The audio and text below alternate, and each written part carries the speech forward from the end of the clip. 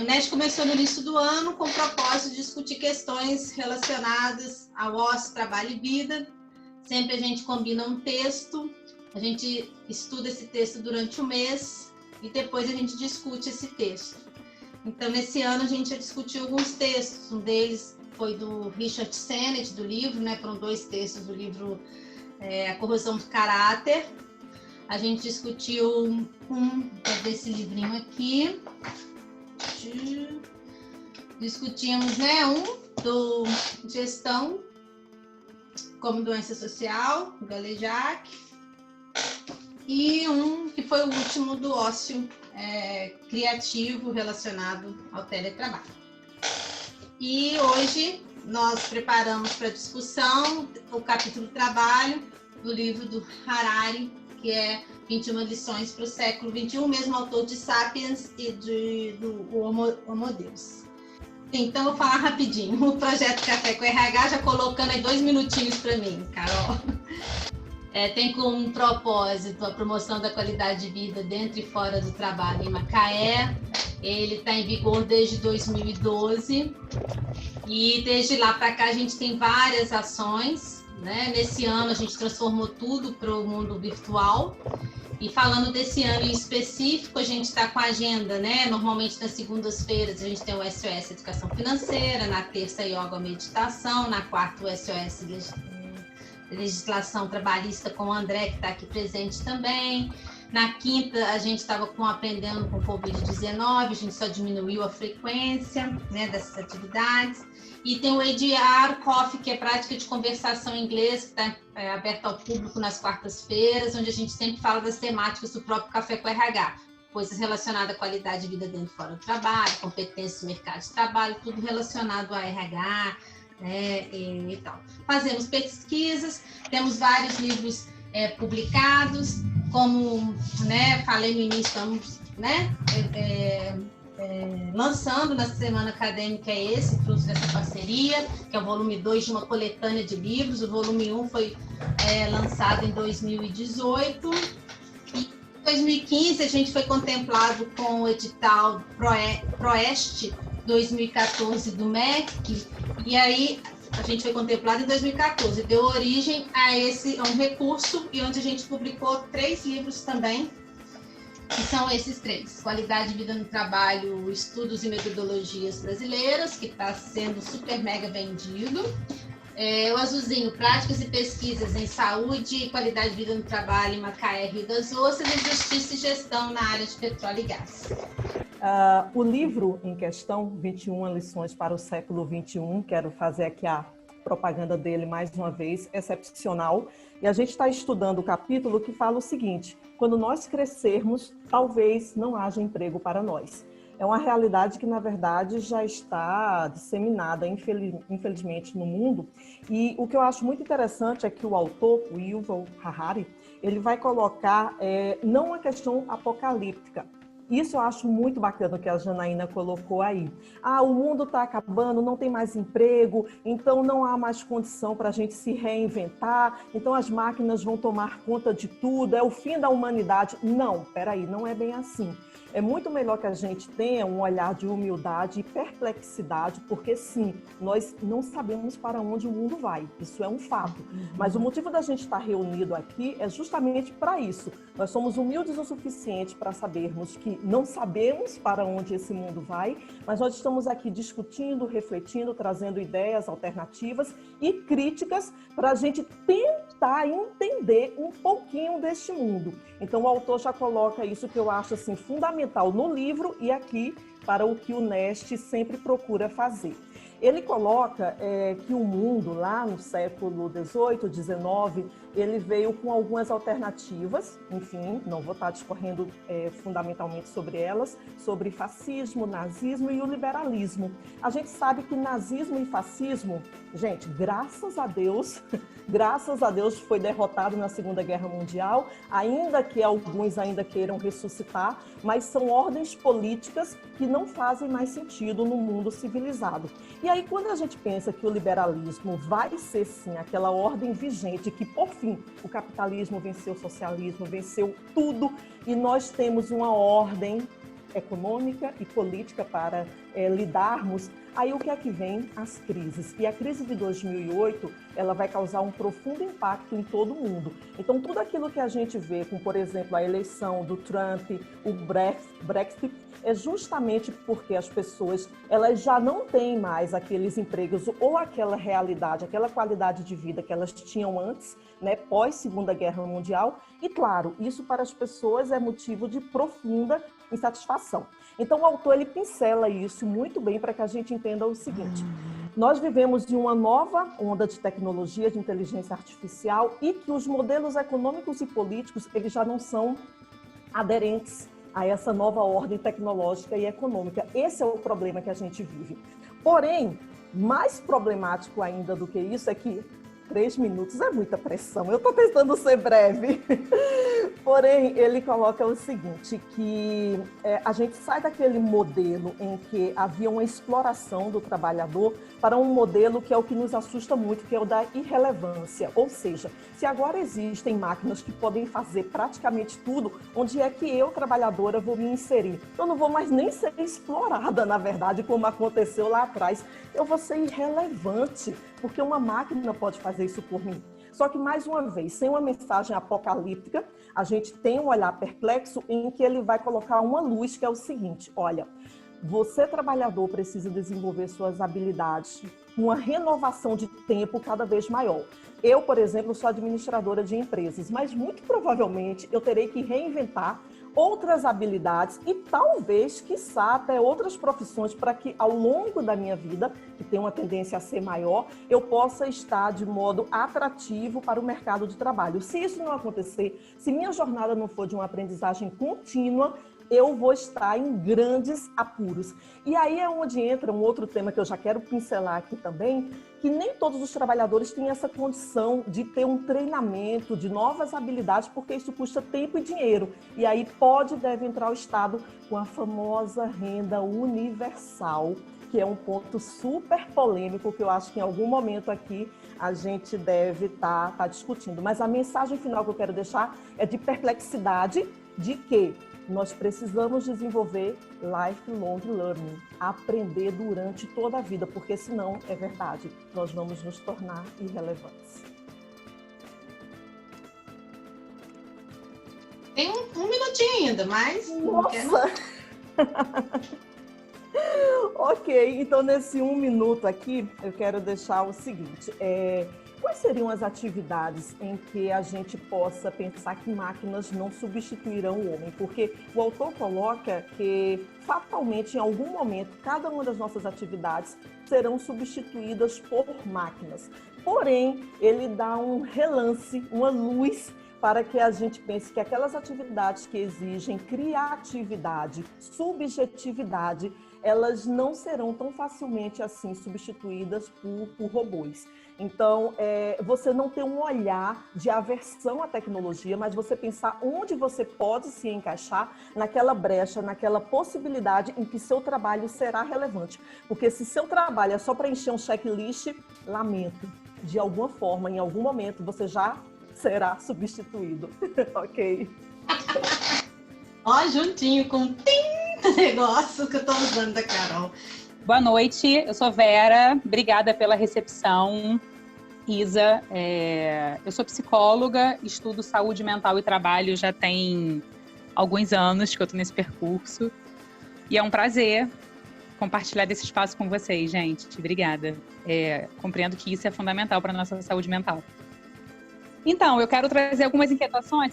Eu gostei muito do texto e eu fiquei pensando, ele fala em 2050, né? Mas eu fiquei pensando na atualidade dele, né? Então, hoje a Organização Internacional do Trabalho já traz um questionamento a gente consegue pensar em milhões de pessoas que vivem de forma extremamente precarizada, assim.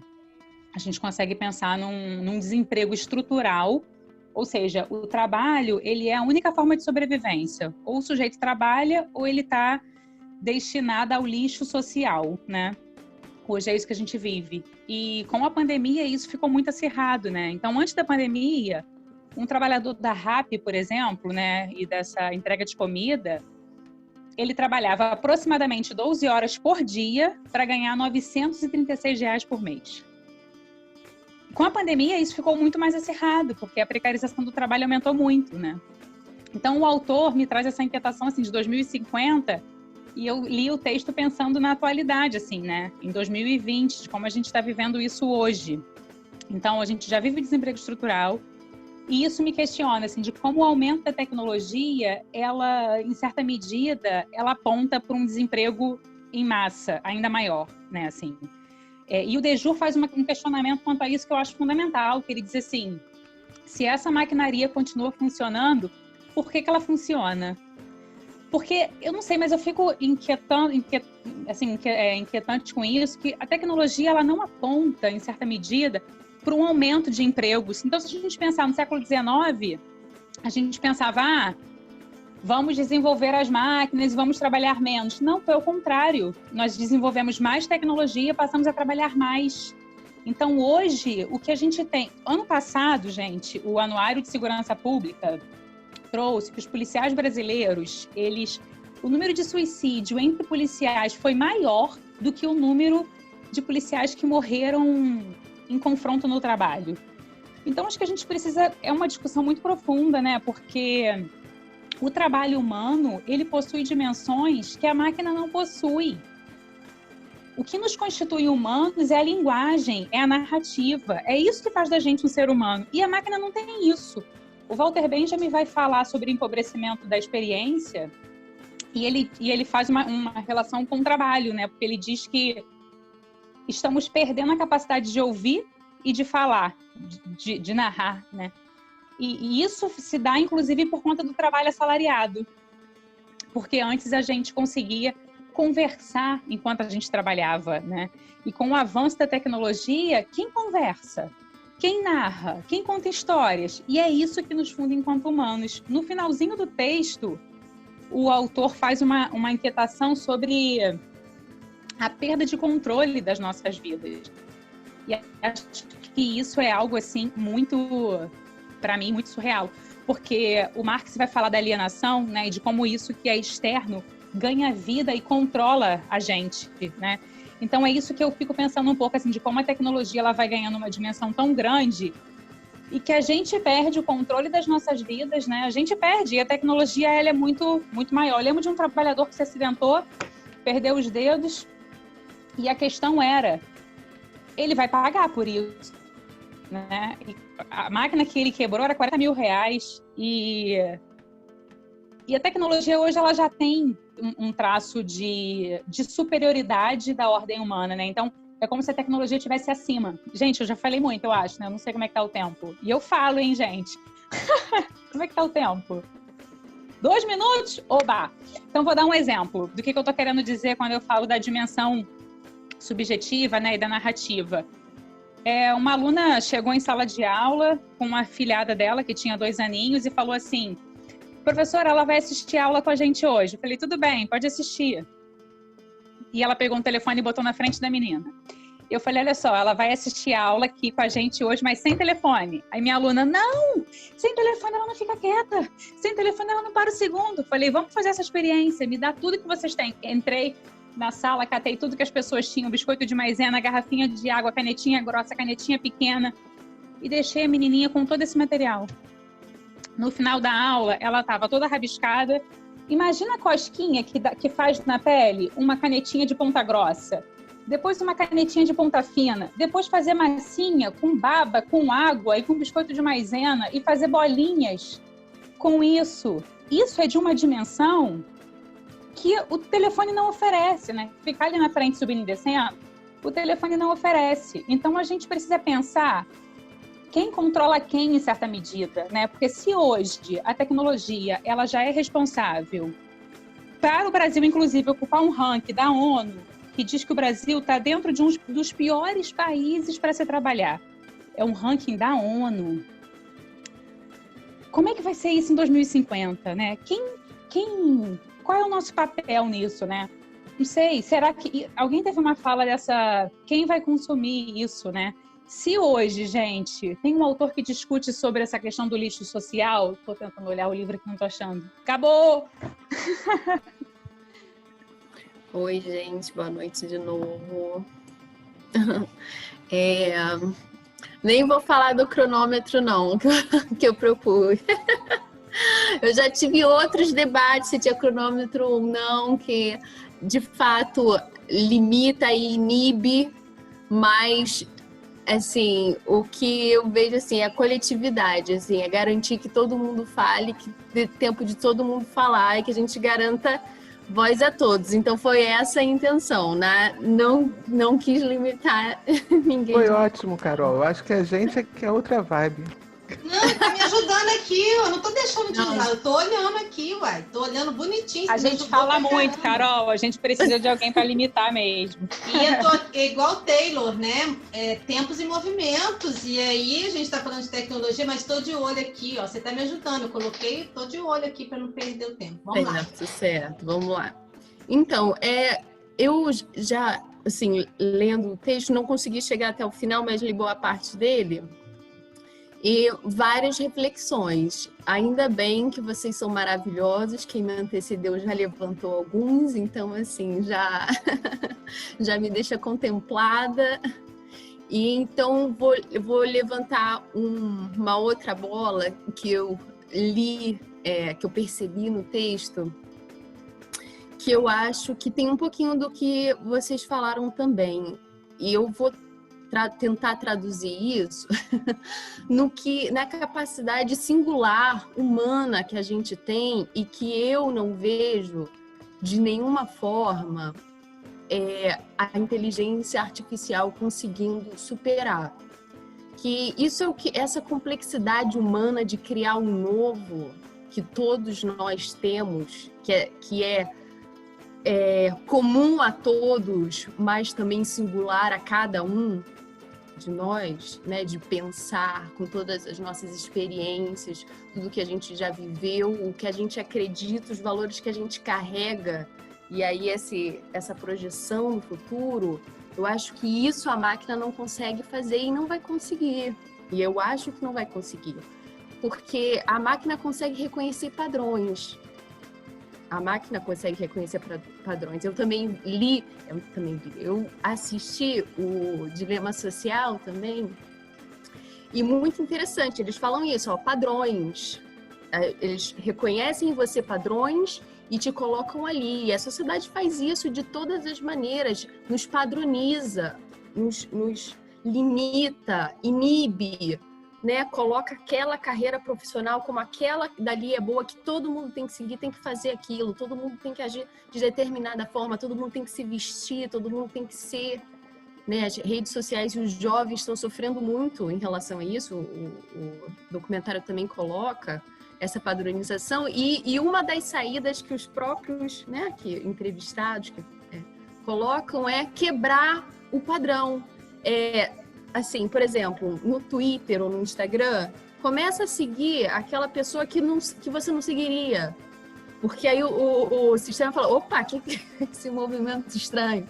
Porque nesse movimento de você ir atrás do outro e de quebrar esse sistema padrão que ele te colocou, você também vai ouvir o outro, que normalmente você não ouviria, porque você não quer seguir ele, que não interessa o que ele fala. E aí acaba que você se abre, e aí você tenta romper os padrões.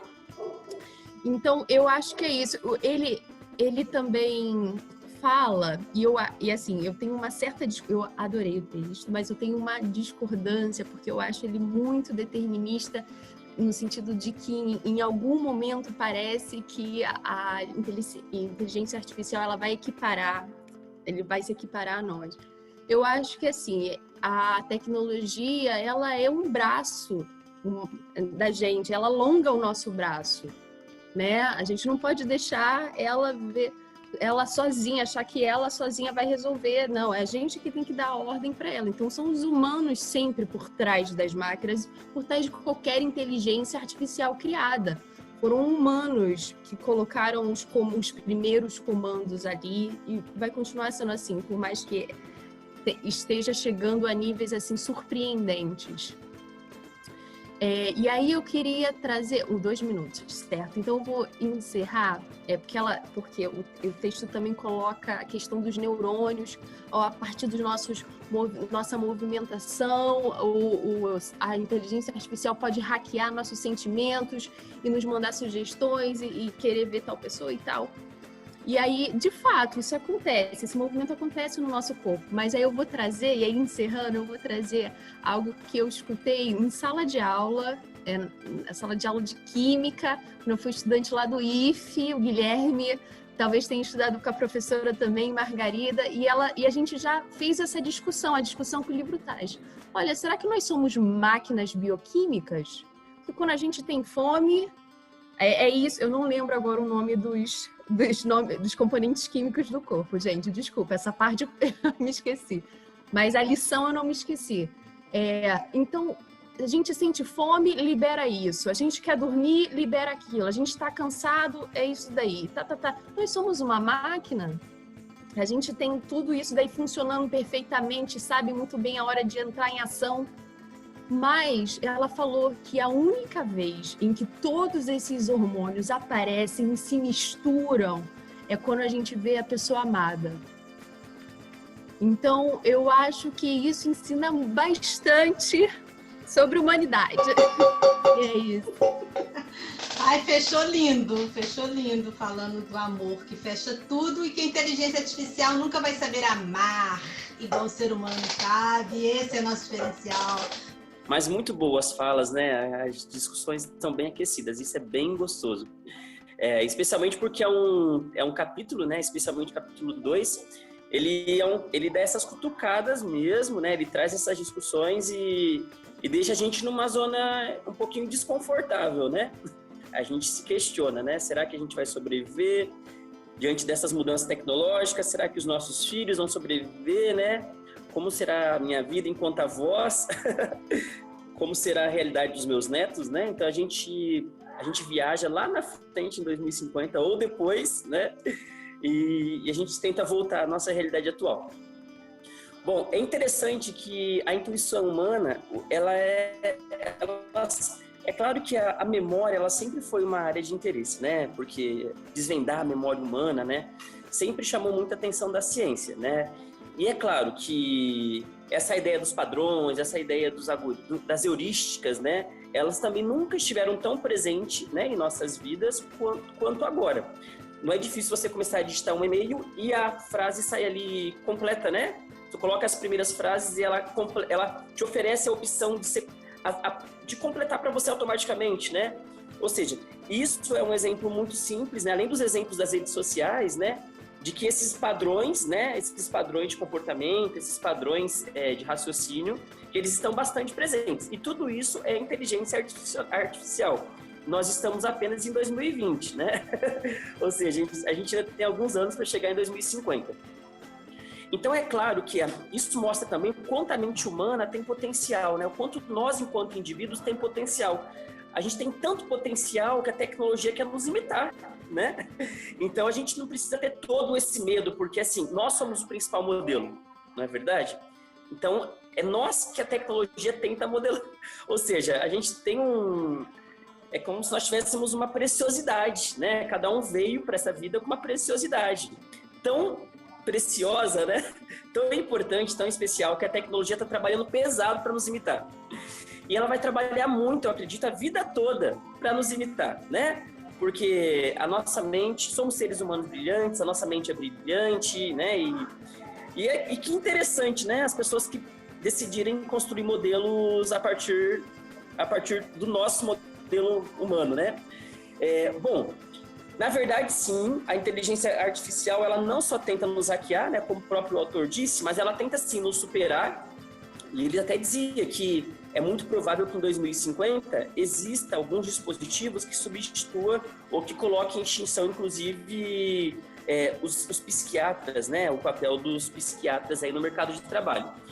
Por quê? Ela não tem somente, né, características quantitativas positivas, né?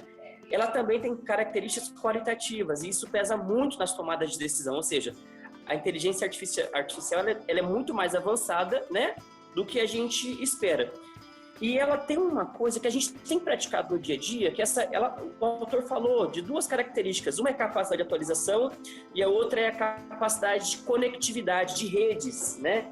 E aí vem um outro exemplo do Google, né? Quando você vai lá e faz uma pesquisa, sei lá, curso de veterinária no Brasil. Aí daqui a pouco você começa a receber propagandas de veterinária, você começa a receber páginas no Facebook sobre veterinária, no Instagram sobre veterinária, porque ela trabalha em rede, né? Então, assim, isso é uma característica muito forte, né, da inteligência artificial. A gente trabalha em rede também, mas a velocidade de captar informações locais, nacionais e globais da tecnologia, né, é muito à nossa frente. Então, isso realmente é um ponto muito forte, né, da tecnologia. E ela tem algumas vantagens, né? Ele colocou o exemplo de um agricultor que poderia ter uma excelente consulta médica com o melhor doutor do mundo, com o melhor médico do mundo, antes mesmo da gente ter acesso aos melhores hospitais, né? Antes de termos acesso aos hospitais mais avançados, né? Com alta tecnologia. Então, isso também é positivo, né? Tantas pessoas estão isoladas, com pouco acesso aos serviços de saúde, né? Com pouco acesso à medicina. Já pensou se essas pessoas conseguem ter acesso também a esses serviços que até então eram elitizados? Ou se você tem acesso, então talvez é público, talvez não seja de qualidade, né? Então, são paradigmas, né, que a tecnologia ela também contribui para minimizar. O texto trouxe um dado bem importante, né, em relação aos acidentes de veículos, que aproximadamente 1,25 milhões de pessoas morrem em todo o mundo por acidentes de trânsito, né? E que 90% desses erros são causados por erros humanos. E aí eles fizeram algumas... E os estudos mostram que seria uma loucura a gente bloquear, por exemplo, pesquisas de inteligência artificial voltadas para a saúde e voltada para a mobilidade, que seriam as pesquisas vinculadas ao transporte, né? Porque ele utiliza como argumento que o que a gente precisa proteger são exatamente os indivíduos, né? Cogitou-se sobre a proteção dos empregos, mas na verdade a gente tem que proteger os trabalhadores, né? Proteger as pessoas que estão nessa zona de perigo. Teve um outro dado que eu achei bem interessante também, é que assim, algumas profissões serão extintas depois de muitos anos. Ele fez até uma comparação interessante em relação ao médico e ao enfermeiro, né? Que é muito provável que a gente tenha acesso a diagnósticos de alta qualidade num período muito curto, muitos anos antes da substituição de um enfermeiro, por exemplo. Provavelmente os enfermeiros, né, eles terão vida longa e terão... na verdade, não só os enfermeiros, né, os cuidadores, né, as pessoas que trabalham com cuidado humano, que envolve o idoso, a criança. Eu tenho mais algum minuto ou já é o meu limite? É o limite, mas fala aí, 30 segundinhos. Fala, conclui. Então, tá, eu já tô no ponto. Eu numerei meus pontos aqui para chegar dentro do tempo, faltam 3 pontos então. Rapidinho, bom, então, ainda vou bater panelada de novo, hein? Então, eu vou selecionar só mais 2 pontos para encerrar, né? Então, todo mundo está sujeito a ter a profissão substituída, inclusive os artistas, né? Ele deixou muito claro isso. Então, não tenham medo desse processo, né? Eu acho que, de alguma forma, a tecnologia vai nos afetar no futuro, tá? Só que ele fala também que, em 2050, ele diz o seguinte, que em 2050, não apenas a ideia de um emprego para... Essa ideia de um emprego para a vida inteira, né, ela também vai ser extinta. Como também a ideia de ter uma profissão única para a vida inteira. Isso já acontece no dia de hoje, né? Quantas pessoas não trabalham, não têm uma atividade empreendedora e também trabalham numa empresa, ou são polivalentes, trabalham com diferentes áreas do conhecimento. Então, eu acho que isso é uma tendência, né? Então, as pessoas serão polivalentes também. E ele dizia o seguinte, que provavelmente no futuro, a gente vai trabalhar em cooperação, talvez essa vai ser a palavra de ordem, onde os seres humanos, né, e as inovações baseadas na inteligência artificial trabalharão em conjunto. E que também essas inovações, elas são limitadas, não é todas as inovações que a gente deve aceitar. Não é à toa que algumas cidades têm alto nível de tecnologia. Tu vai em qualquer lugar da cidade, tem internet. Tem cidades que nem internet a gente tem, nem rede de cabo a gente tem. Em algumas a gente não tem nem energia elétrica, não é verdade? Então, as cidades, né, elas caminham diferente, né, de acordo com a evolução tecnológica. Então, não é toda a tecnologia que a gente também vai ter acesso ou que a gente precisa ter acesso. E eu gostei do final, que ele diz o seguinte, que o primeiro passo é reconhecer que modelos sociais, econômicos, políticos que herdamos no passado eles são inadequados para lidar com os desafios atuais. Então, é importante que a gente esteja aberto, né, também para esse novo cenário, para este novo, né, para essas possibilidades e que a gente possa usar o bom da tecnologia. Obrigado, Isa. Enquanto a galera não põe pergunta, eu estou falando um pouquinho aqui, aproveitando o tempo. Que eles trazem um termo muito bacana, que eu até falei quem estava na mesa agora de tarde, né, que eu nunca tinha ouvido falar, capitalismo da vigilância. Né, como que, por exemplo, a polarização política que a gente vive hoje, a gente vai vendo as consequências disso tudo na qualidade de vida dentro e fora do trabalho, é proposital, é para gerar engajamento na rede, é para as pessoas ficarem discutindo, ficar falando daquilo. E aí isso gera engajamento, gera anúncio, por exemplo, no YouTube, gera um anúncio ali no Facebook, gera um anúncio no Instagram. Então, é um estímulo para se discutir coisas e gerar coisas como a polarização política, e é um grande teatro, né, que a gente vive, que a gente não tem noção desse teatro que é criado, né, visando essa destruição, essa patologia que a gente está vendo, social, da vida cotidiana, onde as pessoas não conseguem conviver, as pessoas se odeiam, não se toleram, né, em função de coisas banais, né, relacionadas a, por exemplo, as questões partidárias, políticas. E tudo isso foi construído pensando nessas questões da inteligência artificial, sem essa maldade que um dia gerar isso tudo que a gente está vendo, que pode gerar até uma guerra civil. Então, muitos de nós não têm a mínima consciência disso e ainda reproduzem, igual as fake news, compartilhando coisas que a gente não sabe se é verdade, polarizando, né, a política, entre outras questões. E são pouquíssimos que ganham com essa situação e uma grande maioria que só se ferra, né, mediante tudo isso. Isso tem impacto na qualidade de vida dentro e fora do trabalho. A gente está vendo as dificuldades dos setores de RH em gerir essas questões. Por exemplo, a polarização política, né? Isso tem impacto na qualidade de vida dentro e fora do trabalho também.